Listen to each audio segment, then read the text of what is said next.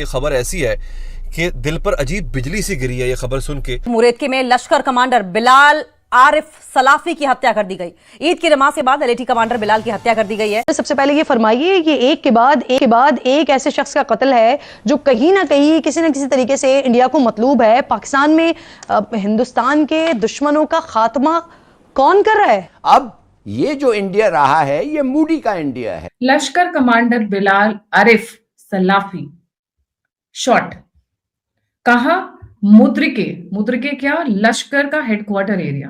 कब? जब ये ईद पढ़कर निकल रहे थे बाहर। एक नजर अपने माशरे पर जरा डालिए और सोचिए, कल जो कुछ भी हुआ, क्या वो पहली बार हुआ? क्या वो फर्स्ट टाइम था? आपने देखा इससे पहले कभी नहीं हुआ? वो अब बता रहे हैं, खुल के बता रहे हैं कि भारत की इंटेलिजेंस एजेंसी रॉ ने पाकिस्तान में मुतादिद अफराद को कत्ल करने के लिए एक खुफिया मुहिम चलाई। यानी ये अगर आप सीधे सीधे लफ्जों में ये कहें तो एक और को टपका दिया गया है, एक और को टपका दिया गया है। खबर ये आ रही है। चैलेंज लगातार उभरता आ रहा है और पाकिस्तान के सामने इस चैलेंज का कोई जवाब नहीं है। कहीं से आता है, जो इसको करना होता है, किसी को मारना है, किसी के साथ कुछ करना है करके चला जाता है और उसके बाद ये पकड़ में भी नहीं आता।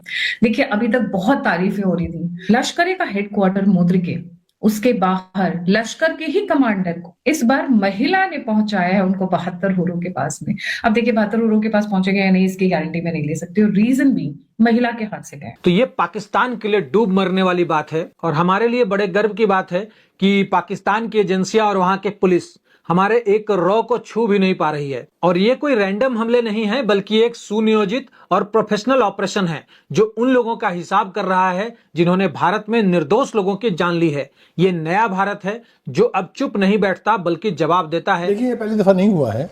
और खास तौर पर जो ऐसे जिहाद से जुड़े हुए जिनको मुजाहिदीन कहा जाता था उनको टपकाया गया। This is a new beginning for 2026 and Eid पे इससे अच्छी बिगनिंग क्या हो सकती थी? ईद पे इससे बड़ा गिफ्ट क्या हो सकता था?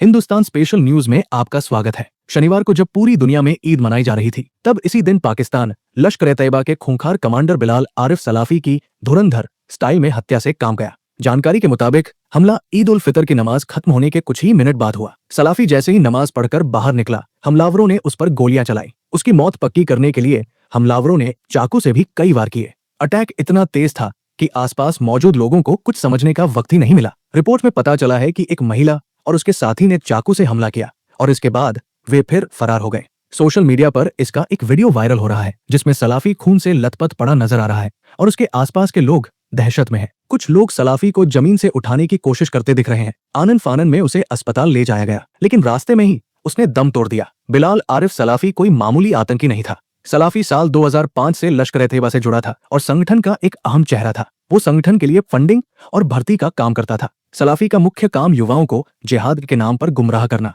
और उन्हें लश्कर के ट्रेनिंग कैंपों तक पहुंचाना था। वो संगठन के लिए चंदा जुटाने और स्थानीय स्तर पर नेटवर्क को मजबूत करने का भी काम करता था। रिपोर्ट्स की माने तो वो लश्कर प्रमुख हाफिज सईद के एजेंडे को जमीनी स्तर पर लागू करने वाले भरोसेमंद कमांडरों में से एक था। क्यों ये खुशखबरी है?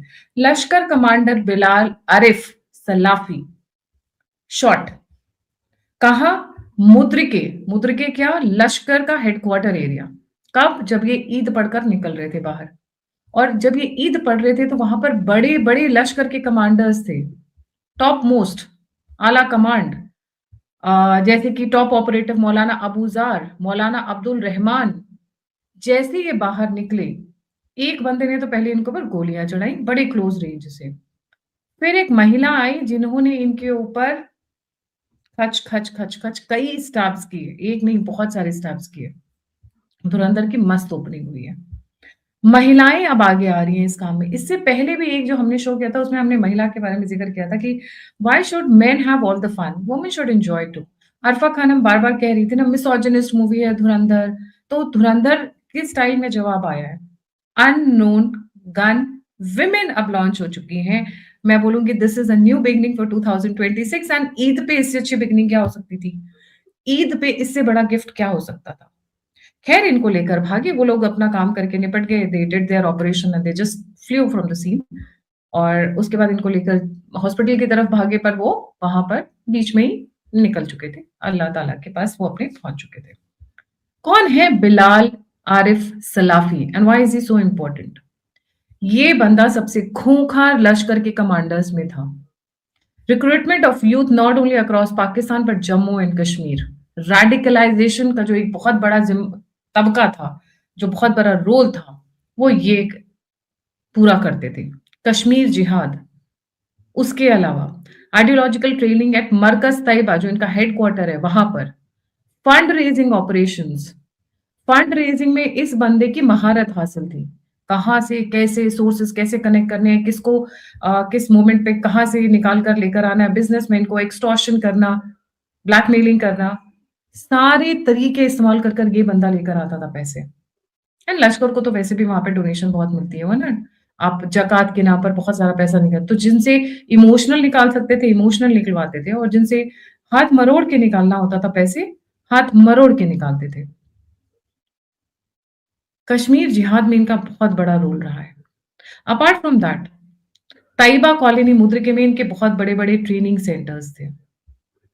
तो जिस मोमेंट पे इनको मारा गया, एक बहुत बड़ा कमांडर को धाराशाही किया गया, और इसका क्रेडिट अरफा खानम के साथ साथ उस महिला को जाता है, क्योंकि अरफा खानम ने इधर मुंह खोला, उधर अननोन गन वुमेन तैयार हो गई कि इस बार हम जवाब देंगे। तो धुरंधर 3 में आई वुडंट बी सरप्राइज, धुरंधर 3 में अगर अननोन गन वुमेन की भी लॉन्चिंग हो जाए तो ये बहुत बड़ा इंपॉर्टेंट मैटर इसलिए हो जाता है क्योंकि वहां पर किस 3 तरीके के एंगल्स रेज किए जा रहे हैं इस वक्त पाकिस्तान में। नंबर 1 कि भाई अंदर में बहुत सारे इंटरनल शिफ्ट्स और राइवलरीज चल रही हैं। दूसरा, भारत का नाम तो बदनाम किया जाता है, हमने तो कुछ नहीं किया। दोवल जी कुछ नहीं करते हैं, देखिए दोवल जी सिर्फ पीछे पर्दे की बात करते हैं, थोड़ा बहुत बातें करके काम निपटाने की कोशिश करते हैं, बट इंटरनल शिफ्ट को बहुत ज्यादा हाईलाइट किया जा रहा है कि इस लश्कर के अंदर इंटरनल शिफ्ट बहुत बड़ा है। I do not agree with that actually. Lashkar के अंदर इंटरनल शिफ्ट पर इस हद तक कि सीनियर लीडर्स के सामने कोई मार कर जाएगा, दैट इज अनएक्सेप्टेबल।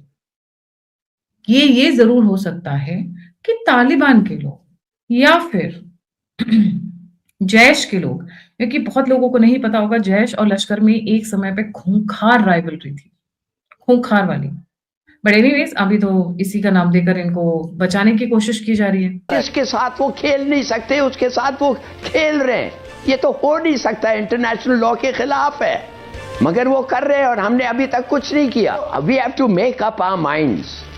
अब अगर ये करेगा, खुदा के लिए खड़े रहें, नहीं तो फिर अगले दफे होगा जब इसको वोट चाहिए ये हरकतें करेगा, ये फिर करेगा, ये करता रहेगा। देखिए, भारत का चीफ एडवाइजर जो है वो है इजराइल, और भारत वो कर रहा है जो नेतन्याहू कर रहा है, और नेतन्याहू के अब से पता नहीं 10-12 जहाज आ गए हैं, एक लैंड ब्रिज बन गया है फ्रॉम इजराइल टू इंडिया, हथियार दे रहा है उनको। और मैं कहना सिर्फ ये चाहता हूं कि उसको पता है कि ये लड़ाई क्यों हो रहा है। उसके जो एडवाइजर हैं जिसके मूडी के ये नेतन्याहू उसको कह रहा है ऐसे करो, मुसलमानों को निकालो। ये पता क्या करेंगे, ये मुसलमान को निकालेंगे। हिंदुस्तान में कह दिया है जाओ कश्मीर में ज़मीन खरीदो, ये मुसलमानों के घर खरीदो, उनको निकालो, और जब ज़्यादा हो जाएंगे हिंदू मुसलमानों से हम एक प्लेबिसिट कर देंगे। हम उठ के कहेंगे चलो चलो तुम हक के खुद इरादियत चाहते हो तो चलो वोट करो।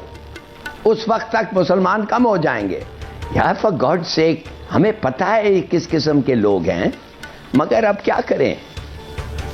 मगर अगर इन्होंने आपके खिलाफ हमला किया तो आप जवाब दें, जैसे ब्रिगेडियर साहब ने कहा, एक नहीं 10 गुना ज्यादा, इसलिए कि हमने पहल नहीं की है।